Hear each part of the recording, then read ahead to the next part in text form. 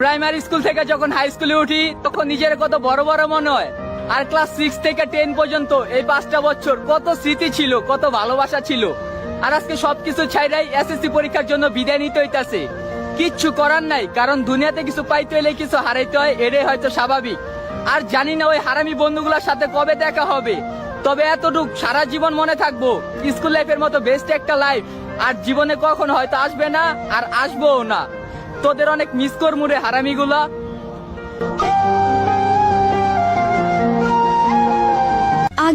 আগে স্কুলে যাওয়ার জন্য কত বাহানা, কত অজুহাত খুঁজতাম। ক্লাস 8-9 ওঠার পরে এমনটা ভাবতে লাগলাম, এই ভালো সময়টা যেন কখনো না ফুরায়। স্কুল থেকে যখন একসাথে বাসায় ফিরতাম, শেষ হয়ে যেত রাস্তা, কিন্তু ফুরতো না আমাদের কথা। সাক্ষী ছিল লাস্ট বেঞ্চ, সাক্ষী ছিল রাস্তা, আমাদের ফেলে আসা হাজারো রূপকথা। ফাইনালি চলে আসলো বিদায়ের সময়। স্কুলের প্রথম দিনটা আর শেষ দিনটা একই ছিল। চোখে জল ফেলেছিলাম 2 দিনই, কিন্তু কারণটা ছিল একেবারে আলাদা। একটা যাবার আনন্দ আর একটা বিদায়ের ব্যথা। স্কুল জীবনটা ছিল কত স্বপ্ন, কত আশা, কত স্বপ্নের চাদরে মাখা। ক্লাস 1 থেকে 5 পর্যন্ত উঠলে মনে হতো যে জীবনটা কতটা আনন্দদায়ক হচ্ছে, হয়তোবা আমি বড় হচ্ছি। আর ক্লাস 6 থেকে 10 পর্যন্ত ছিল কত আশা যে কলেজে উঠবো।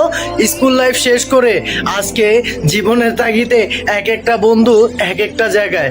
বন্ধু, তোদেরকে বড্ড বেশি মিস করি রে। I really miss you and I really love you বন্ধু।